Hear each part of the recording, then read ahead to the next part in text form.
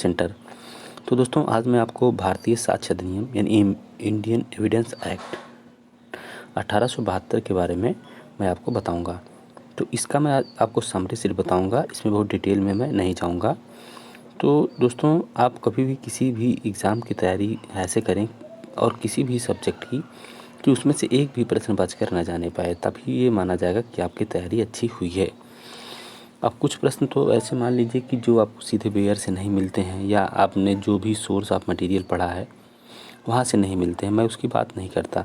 लेकिन आपके पास जो मटेरियल हो अगर वहाँ से कोई चीज़ पूछता है तो आप कोशिश करें कि उसमें से गलतियाँ ना हों। तो आइए पहले हम इसका समरी देख लेते हैं एविडेंस एक्ट का। तो अधिनियम की जो संरचना है इसमें देखिए कि भारतीय साक्ष्य अधिनियम को निम्नलिखित 3 भागों में बांटा गया है। कितने भागों में? 3 भागों में। पहला तथ्यों की सुसंगतता, दूसरा है सबूत का भार, तीसरा है साक्ष्य की उत्पत्ति और प्रभाव। 3 भागों में बांटा गया है। अब पहले भाग में जो है आपके 2 अध्याय रखे गए हैं। अध्याय 1 है प्रारंभिकी, इसमें सेक्शन 1 से 4 तक का वर्णन किया गया है, जिसमें आपका निर्वचन खंड भी आ जाता है और अधिनियम कब लागू हुआ उसका विस्तार कहाँ तक है उसमें ये सब चीज़ें आ जाती हैं। दूसरा अध्याय तथ्यों की सुसंगति का वर्णन, जिसमें है धारा 5 से धारा 55 तक के बारे में प्रावधान किया गया है कि कौन से तथ्य सुसंगत होंगे। आगे है जो आपका है सबूत का भार, इसमें आपके 4 अध्याय रखे गए हैं यानी 4 चैप्टर रखे गए हैं। जो आपका तीसरा अध्याय है कि ऐसे तथ्य जिनको साबित करने की आवश्यकता नहीं होती है। कुछ ऐसे भी तथ्य हैं कि जिनको आपको साबित करने की आवश्यकता नहीं होती है, न्यायालय उनको साबित हुआ मान लेता है। तो इनका जो वर्णन है वो है धारा 56 से लेकर के 58 तक में यह इनका जो है उपबंध किया गया है। आपका चौथा आता है अध्याय मौखिक साक्ष्य पर आधारित। तो चौथा अध्याय आपका मौखिक साक्ष्य पर आधारित, उससे संबंधित कि किस साक्ष्य को मौखिक कहेंगे, किसको मौखिक नहीं कहेंगे। तो यह 59 से 60 तक यानी 59 से 60 तक इसके बारे में प्रावधान है। अगला दस्तावेजी साक्ष्य पर आधारित। अब दस्तावेजी साक्ष्य पर आधारित जो प्रावधान है वो दिया है धारा 61 से 90 तक के बीच में इसमें दिया हुआ है। अध्याय 6 जो है आपका दस्तावेजी साक्ष्य द्वारा मौखिक साक्ष्य का अपवर्जन का नियम, ये दिया है कि 91 से 100। इसमें बताया गया कि दस्तावेजी साक्ष्य द्वारा मौखिक साक्ष्य का किन किन परिस्थितियों में अपवर्जन किया जा सकता है। अगला आते हैं भाग 3 पर, साक्ष्य की उत्पत्ति और प्रभाव। इसमें आपका 5 अध्याय दिया हुआ है। तो इसमें आप जान लें कि टोटल जो आपका एविडेंस एक्ट में हमने बताया था पिछली वीडियो में कि एविडेंस एक्ट में जो है आपका 167 धाराएं दी गई हैं, 11 अध्याय दिए गए हैं, 3 भाग दिए गए हैं। तो आपने यहाँ देख लिया कि 3 भाग हैं, 11 अध्याय हैं, यहाँ 167 धाराएं हैं। ठीक, आप यहाँ से देख सकते हैं यानी 3 भाग, पहला दूसरा हमने बताया। अध्याय आपका 11 लास्ट है यानी कि 11 अध्याय टोटल हैं। सेक्शन देखिए लास्ट का जो है ये 167 यानी 167 धाराएं इस एक्ट में हैं। अब इसमें भी देखिए कि इसका जो 7वां अध्याय क्या कहता है, सबूत का भार एवं उपधारणा। 101 से लेकर के 114 तक यानी सबूत का भार किस पर होगा इसके बारे में इसमें बताया गया है इस अध्याय में, और जो है उपधारणा के बारे में भी बताया गया है। आगे आते हैं अध्याय 8 में विबंध के विषय में यानी कि स्टॉपल के विषय में जो है इसमें बताया गया धारा 115 से 117 तक के बीच में बताया गया है स्टॉपल के बारे में। इसमें जो है सबूत का भार यानी बर्डन ऑफ प्रूफ। ठीक, अब आता है अध्याय 9। अध्याय 9 में सक्षम गवाहों के विषय में यानी कौन गवाह जो कॉम्पिटेंट होंगे यानी जितने विटनेस होंगे कौन कॉम्पिटेंट होंगे कौन कॉम्पिटेंट नहीं होंगे उनके बारे में यह बताया गया है। यह बताया गया धारा 118 से 134 के बीच में। अध्याय 10 जो है आपका गवाहों का परीक्षण यानी उनके एग्जामिनेशन के बारे में बताया गया है। जो विटनेस है उनके एग्जामिनेशन के बारे में बताया गया है। वो है आपका 135 से लेकर के 166 यानी 135 से 166 तक आपका इनके बारे में वर्णन किया गया है। आपका लास्ट चैप्टर आता है अध्याय 11। इसमें बताया कि साक्ष्य के अनुचित ग्रहण एवं आग्रहण के विषय में यानी कि कुछ ऐसे साक्ष्य होते हैं जो जिनका अनुचित तरीके से ग्रहण नहीं किया जाता और उनके आग्रहण के विषय में बताया गया है कि कब वह मतलब ग्रहण नहीं किए जा सकते हैं। तो साक्ष्य के अनुचित ग्रहण और आग्रहण के विषय में धारा आपका 167 में बताया गया है। आगे आते हैं, अब इसको हम थोड़ा सा विस्तार से देखेंगे ग्राफ से। तो इसमें जो है आपका भाग 1, भाग 2 और भाग 3। हमने पहले ही बताया कि भाग 1 में आपके 2 अध्याय हैं, भाग 1 में 2 अध्याय हैं, भाग 2 में आपके 4 हैं और भाग 3 में 5 अध्याय दिए हुए हैं। ठीक, एक बार हम इसमें लिख देते हैं। इसमें है 2 अध्याय, इसमें आपके 4 अध्याय। ठीक, यानी कि चैप्टर इसमें 2 है, इसमें 4 है और इसमें जो है आपके 5 अध्याय हैं भाग 3 में। ठीक, भाग 3 में 5 अध्याय हैं। अब इसमें देखिए तथ्यों की, भाग 1 जो है तथ्यों की सुसंगति संबंधी था, भाग 2 था सबूत के विषय में था, तीसरा था साक्ष्य का पेश किया जाना और प्रभाव। अब इसमें जो है धारा 1 से लेकर के 55 तक भाग 1 में दिया हुआ है। अब इसका जो है अध्याय 1 जो है हमने बताया कि 1 से 4 तक में है वर्णन इसका। अध्याय 2 विवादक एवं सुसंगत तथ्यों का साक्ष्य दिया जाना। अब विवादक एवं सुसंगत तथ्यों का साक्ष्य दिया जाना धारा 55 से लेकर के 5 से लेकर के 55 तक में दिया गया है। तो पहले हम भाग 1 के बारे में देखेंगे। अब इसमें देखिए धारा 1 का जो शीर्षक एवं प्रवर्तन, इसके बारे में धारा 1 में जो है इसका शीर्षक दिया हुआ है और उसका प्रवर्तन दिया हुआ है। तो इसका शीर्षक जान ही रहे कि भारतीय साक्ष्य अधिनियम होगा और इसका जो प्रवर्तन है हम आपको यही बता देते हैं कि जो यह अधिनियम है आपका, वह है आपका 15 मार्च जो है आपका 1872, यानी कि 15 मार्च जो है 15 मार्च 1872 को यह लागू हुआ। और इसका जो प्रवर्तन है, जो प्रवर्तन की बात की गई है, यह आपका 1 सितंबर 1872 से यह प्रवर्तन में है। यानी इन्फोर्समेंट डेट जो है इसकी 1 सितंबर 1872 से प्रवर्तन में है और 15 मार्च को यह पारित हुआ था। ठीक, दोनों डेट अलग अलग जान लीजिए कि दोनों पूछता है एग्जाम में। 1 सितंबर प्रवर्तन की डेट है और यह आपकी असेंट की डेट है, यानी राष्ट्रपति की जब अनुमति मिलती है उसकी डेट ये है आपकी 15 मार्च। ठीक, अब आपको यहाँ जो है सेक्शन 2 जो है वो डिलीट कर दिया गया है।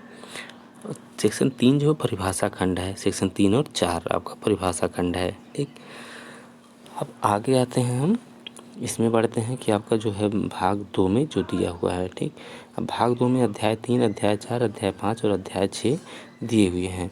अध्याय 3 में क्या है, तथ्य जिनका साबित किया जाना आवश्यक नहीं है, यानी कि 56 से 58 तक में दिया गया है कि जिनको साबित करना जरूरी नहीं है। मौखिक साक्ष्य के बारे में 59 और 60 में दिया हुआ है। अध्याय 5 जो है दस्तावेजी साक्ष्य के विषय में 61 से आपका 90 तक दिया हुआ है। ये जो है आपका दस्तावेजी साक्ष्य द्वारा मौखिक साक्ष्य का अपवर्जन, ये 91 से 100 तक में आपका ये दिया हुआ है।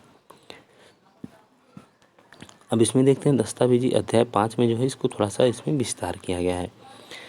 अब इसमें जो है कि दस्तावेजी साक्ष्य के विषय में 61 से लेकर के 90 तक है। तो दस्तावेजी साक्ष्य का सबूत, अब धारा 61 से 73 तक में दस्तावेजी साक्ष्य का सबूत दिया हुआ है और जो लोक एवं निजी दस्तावेज तथा उनका सबूत, उनके बारे में दिया हुआ 74 से लेकर के आपका 78 तक, यानी 74 से 78 तक। दस्तावेजों के बारे में उपधारणा ये दिया 79 से 90 तक दिया हुआ है। आगे फिर बढ़ते हैं। अब इसमें देखिए दस्तावेजों के बारे में उपधारणा में जो 79 से 90 तक दिया है उनके बारे में यहाँ दिया है कि उपधारणा दो तरीके की होती है। एक होती है, मान लीजिए कि उपधारणा जैसे करेगा और उपधारणा एक है कर सकेगा। ठीक, तो यहाँ उपधारणा करेगा और यह उपधारणा कर सकेगा। ठीक, अब इसमें जो है कहाँ से कहाँ तक दिया हुआ है, सेक्शन 79 से 85 तक और फिर इधर एक है 89। तो इसको मैं अभी आगे विस्तार से बताऊंगा, इसको भी आप छोड़ दीजिए कि उपधारणा के बारे में मैंने आगे इसमें डिटेल में दिया हुआ है। अगला आ जाते हैं आपका जो आपका अध्याय 6 दस्तावेजी साक्ष्य तथा द्वारा मौखिक साक्ष्य का अपवर्जन, यानी कि 91 से 100 के बारे में जो है। अब यहाँ देखिए लिखत को लिखत से ही साबित करना होगा, ये 91 में दिया हुआ है। उसके बाद मौखिक साक्ष्य का जो अपवर्जन तथा इसके जो 6 अपवाद दिए हैं। मौखिक साक्ष्य का अपवर्जन धारा 92 में दिया गया है, लेकिन इसके 6 अपवाद दिए गए हैं। ठीक, यानी धारा 92 जो है मौखिक साक्ष्य के अपवर्जन के बारे में प्रावधान करता है, लेकिन इसके 6 अपवाद दिए गए हैं। अगला जो है 93 धारा 93 से और धारा 98 तक दस्तावेजों की संदिग्धता तथा धारा 99 कौन साक्ष्य दे सकता है, इसके बारे में प्रावधान है। धारा 99 के अनुसार मौखिक साक्ष्य पक्षकारों के अलावा कोई भी दे सकता है और धारा 100 के अनुसार यह अध्याय उत्तराधिकार अधिनियम 1865 पर लागू नहीं होगा।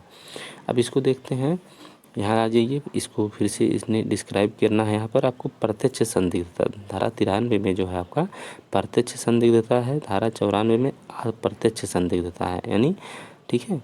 इसमें जो है असंदिग्ध दस्तावेज यानी अप्रत्यक्ष संदिग्धता है, इसमें प्रत्यक्ष संदिग्धता है। इसमें जो है गुप्त या अप्रत्यक्ष संदिग्धता, यानी कि इसमें जो है गुप्त एवं अप्रत्यक्ष संदिग्धता का है 95 से 98 में। इसमें 94 में असंदिग्ध दस्तावेज के बारे में सिर्फ दिया गया है, हमने बोल दिया था अप्रत्यक्ष संदिग्धता, ये आप सुधार कर लीजिएगा। तो इसमें सिर्फ असंदिग्ध दस्तावेज के बारे में दिया गया है। गुप्त एवं अप्रत्यक्ष संदिग्धता 95 से 98 तक में है, और प्रत्यक्ष संदिग्धता कितने में है, 93 में है। ठीक, आगे आते हैं। अब गुप्त एवं जो है अप्रत्यक्ष संदिग्धता जो है, इसको देख लीजिए कि 95 जो स्थान के बारे में संदिग्धता की बात करता है, किसके बारे में, प्लेस के बारे में संदिग्धता की बात करता है। दूसरा जो है आपका 96 जो है व्यक्ति के बारे में संदिग्धता की बात करता है, ये स्थान के बारे में हो गया, और ये जो है आपका ये व्यक्ति के बारे में संदिग्धता की बात करता है।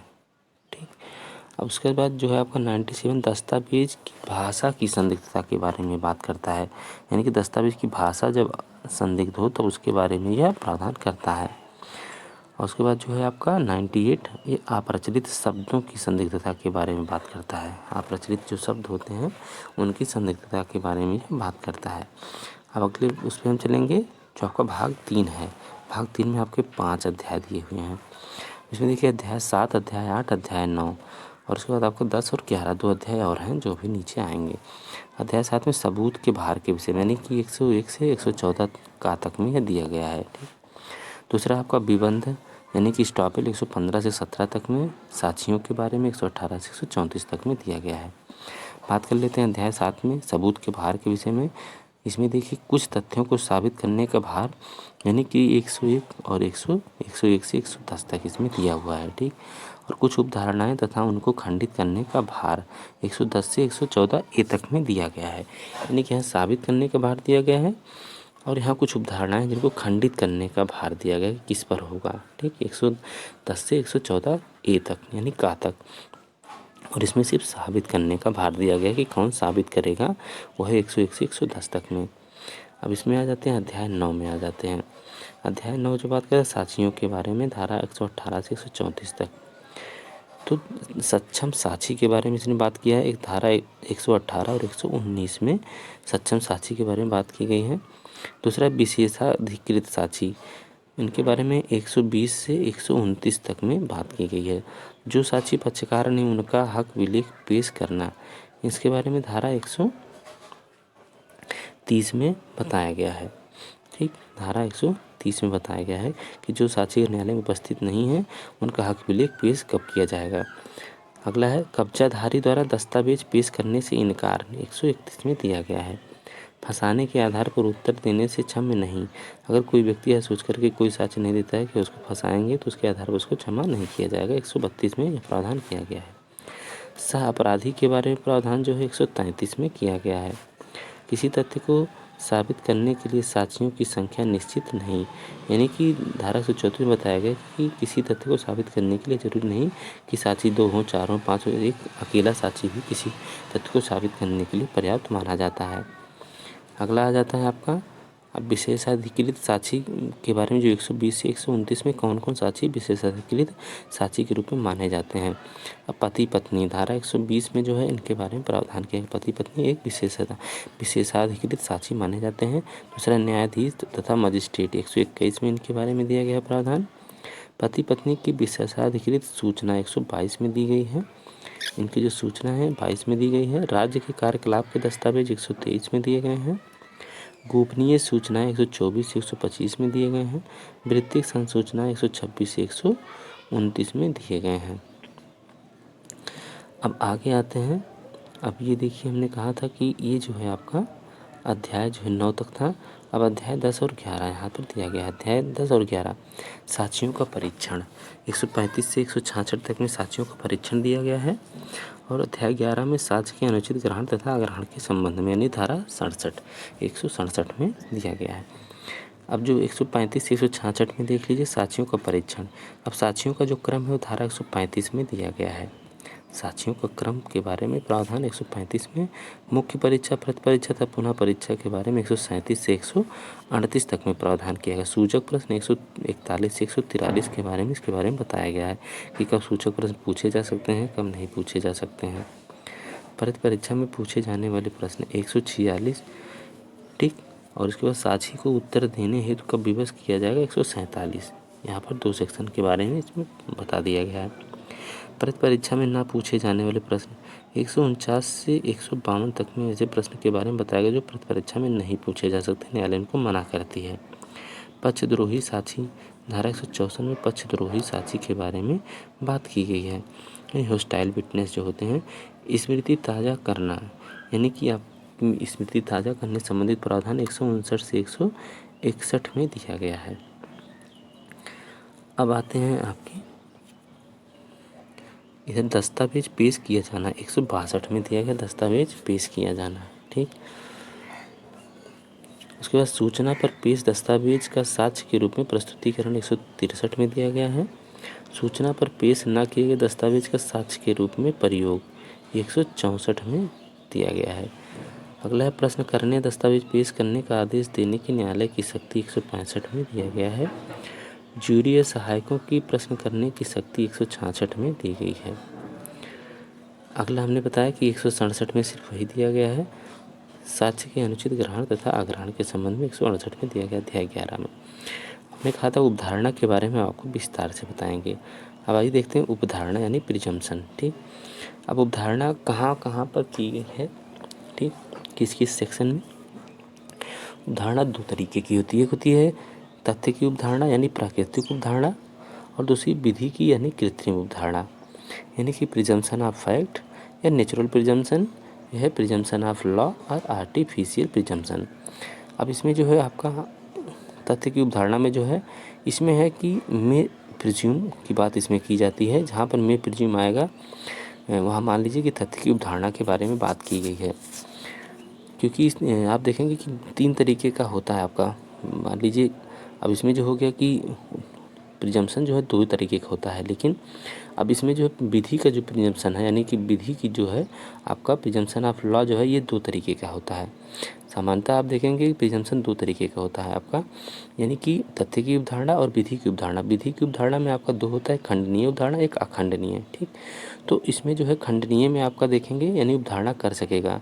रिब्यूटेबल जो है आपका प्रिजम्पशन, एक होता है इररिब्यूटेबल प्रिजम्पशन, यानी जिसको हम निश्चायक सबूत कहते हैं, दूसरे को हम कहते हैं उपधारणा कर सकेगा। तो सबसे पहले इधर हम देख लेते हैं तथ्य की उपधारणा जो है ये किन किन धाराओं में बात की गई, यानी मे प्रिज्यूम की बात कहाँ कहाँ की। जहाँ जहाँ आपकी अगर उसमें आएगा सेक्शन में कि कोई उपधारणा कर सकेगा या मे प्रिज्यूम, तो ये जो है ये कभी कभी एग्जाम में पूछता है कि किन किन धाराओं में मे प्रिज्यूम की बात की गई है, आपको दे दिया जाएगा। अब इसमें देखिए 86, 87, 88, 88A, 90, 90A, 114 यानी 114, 113A, इतनी धाराओं में आपका मे प्रिज्यूम के बारे में बात की गई। या कलेक्शन आपको नहीं आपको करना पड़ेगा इकट्ठा, ये हमने आपके लिए किया है, तो इसको आप नोट कर सकते हैं। यानी कि 86, 87, 88, 88A, 90, 90A और उसके बाद 114, 113A, इतने में आपका दिया हुआ है मे प्रिज्यूम के बारे में। अब आते हैं कि इधर जो है आपका विधि की जो धारणा है प्रिजम्पशन ऑफ लॉ यानी कि आर्टिफिशियल प्रिजम्पशन, इसमें 2 है। एक की हमने बताया कि रिब्यूटेबल और इररिब्यूटेबल, यानी कि खंडनीय उपधारणा और अखंडनीय। तो उपधारणा कर सकेगा यानी कि शैल प्रिज्यूम, ठीक। जहाँ भी सेक्शन में लिखा है बेर में शैल प्रिज्यूम, तो ये किन किन धाराओं में इसके बारे में बात की गई है। और जहाँ निश्चायक सबूत के बारे में बात आएगी यानी कॉन्क्लूसिव प्रूफ के बारे में बात आएगी, वह किन किन धाराओं में वर्णन किया गया है इसके बारे में आपको यहाँ बताते हैं। अब देखिए कि शैल प्रिज्यूम के बारे में आपके पूरे एविडेंस एक्ट में इतनी ही धाराओं में बात की गई है। अब इसमें देखिए कि 79 से 85 तक या कंटिन्यू, यानी 79, 80, 81, 82, 83, 84, 85, 85A, 85B, 85C, यानी 79 से आपका 85C तक में आपकी शैल प्रिज्यूम के बारे में बात की गई है, यानी कि उपधारणा कर सकेगा। उसके बाद फिर 89 में भी बात की गई, 105 में की गई, 107, 108, 111A, 113B, 114A, इतनी धाराओं में आपका सेल्फ प्रिज्यूम के बारे में बात की गई है। और आपका जो है निश्चायक सबूत यानी कॉन्क्लूसिव प्रूफ के बारे में आपका इतनी धाराओं में बात किया गया, यानी धारा 41, 112, 113, 115, 116, 117 इतनी धाराओं में आपका निश्चायक सबूत के बारे में बात की गई है। तो दोस्तों आपको वीडियो अगर अच्छा लगा हो तो कमेंट करके ज़रूर बताएं, और अगला वीडियो भी हम जल्दी करके आएंगे। अगर आपने चैनल को सब्सक्राइब नहीं किया है तो सब्सक्राइब कर लें, जिससे और भी अच्छा वीडियो हम लेकर के आपके लिए आएँ, क्योंकि एग्ज़ाम बहुत दूर नहीं है, 10 जुलाई ही है। तो आप अपनी तैयारी में लगे रहिए, क्योंकि मैं आपको यहाँ जो भी जितना भी हमसे हो सकेगा उतना मैं आपको दूंगा, और आप अपने व्यक्तिगत स्तर पर भी आपको मेहनत करते रहिए, क्वेश्चन पेपर भी सॉल्व करते रहिए। तो इस वीडियो में इतना ही। नमस्कार, धन्यवाद।